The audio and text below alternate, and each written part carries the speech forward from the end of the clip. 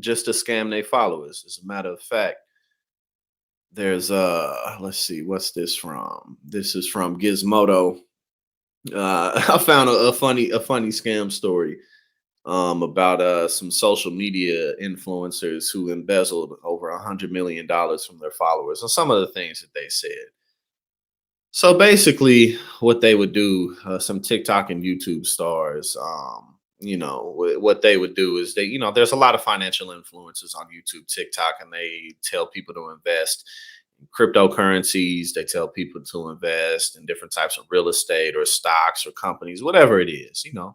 There's definitely some valid people out there who have real experiences, or rather, who have real experience that you can trust. But for the most part, a lot of the bigger, broader issue with the influencer market is that it's a bunch of hype. And, a lot of people, people will listen to these guys or these women just because they have a large following, or just because they have or seem to have a lot of money, or seem to be living a lifestyle that people covet.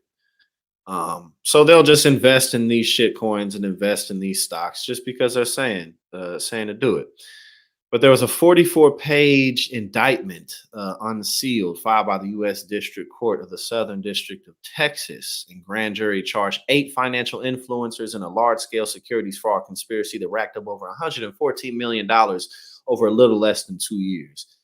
I don't know if you've ever heard of people, I don't know, PJ Matlock, aka Perry Matlock, Dip Deity, Laid Back. I hadn't heard any of these particular people until I looked into this story, but $114 million securities fraud in 2 years. And the crazy thing about it is, when these guys get away with this until they don't, it's like, man, y'all could have just stopped. You know what I'm saying? Like the first 8 times that because it'll be like the scam runs in succession. These scams may last for years. So they're doing they may literally do 30 or 40 different projects or different announcements or different types of scams within that time period. And it's like, somewhere along that line of them 40 scams you ran on motherfuckers, if you would have pulled out at let's say scam number 12, you probably would have got away with quite a decent amount of money. But unfortunately or fortunately, because this is how people get caught, people get used to things, so motherfuckers get too comfortable.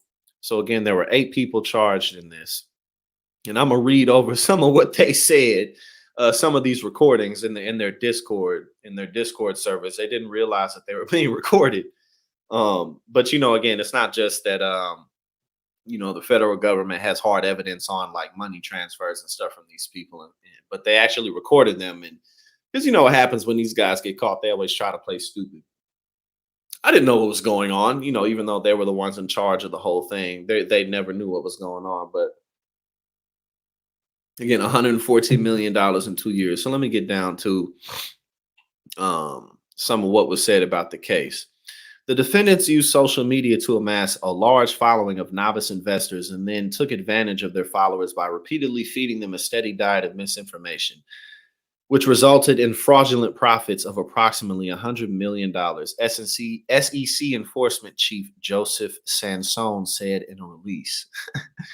And again, so it's not, there's scams and frauds going on all the time, and that'll be a never-ending battle for as long as humans exist.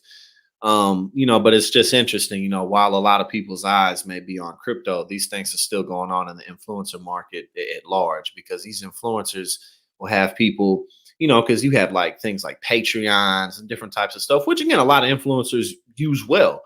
They use the money to invest in projects and just to make the community in their channels, and just, they don't do dishonest things with it, basically, is what I'm getting at. But a lot of these people do.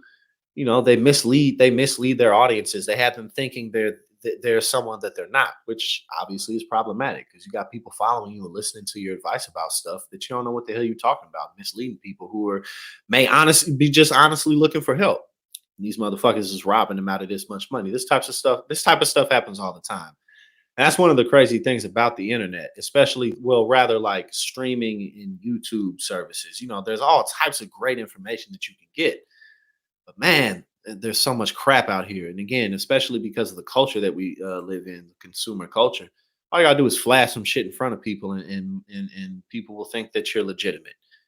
So all right. So let me find these tapes that the indictment tapes for some transcripts because I'm gonna read this because this is this is crazy what they actually said. Because motherfuckers be knowing what they doing, man. They be playing stupid when they get caught, but they know what they doing. All right.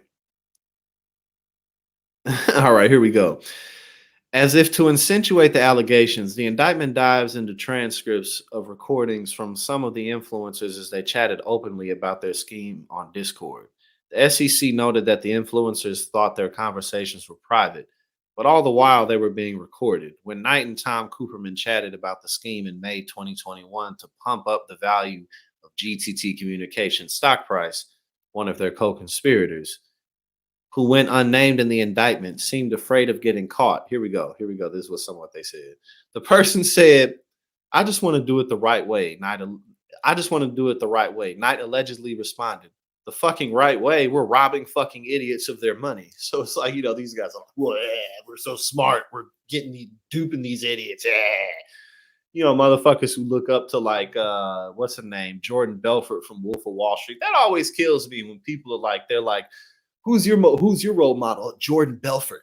You like people like that because they watch these movies. You mean like the motherfucker that was on every drug known to man, every STD known to man because he fucking everybody and just pumping penicillin in himself when he done, motherfucker. Oh, and most importantly, that he stole hundreds of millions of dollars. That's your hero.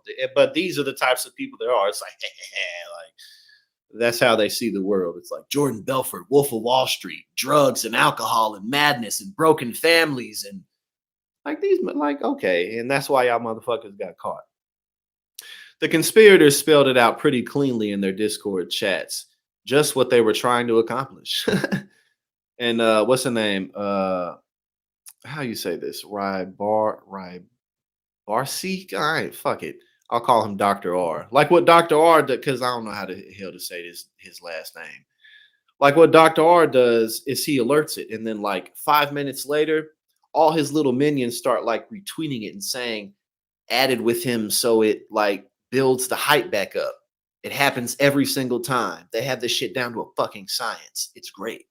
You know what I'm saying? They're like, yeah, bro, we just figured out like this genius way to like scam people, bro. We're so smart. We're so brilliant, and that's why we all got caught.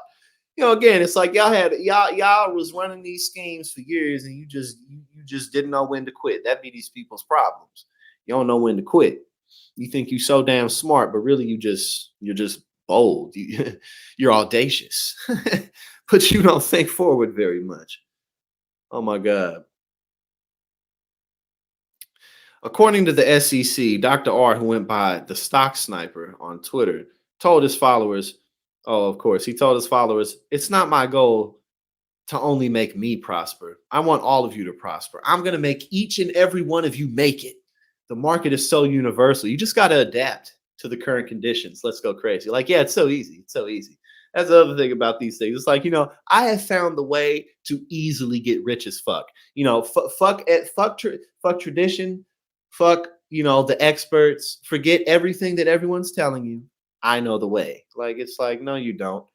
Because getting rich quick really ain't real. I mean, maybe some people do get lucky, but it takes a lot of time to build any type of real infrastructure and establishment and reputation where people even trust you enough to give you a lot of money. Unless you're doing some scam criminal shit like these motherfuckers be doing. Okay.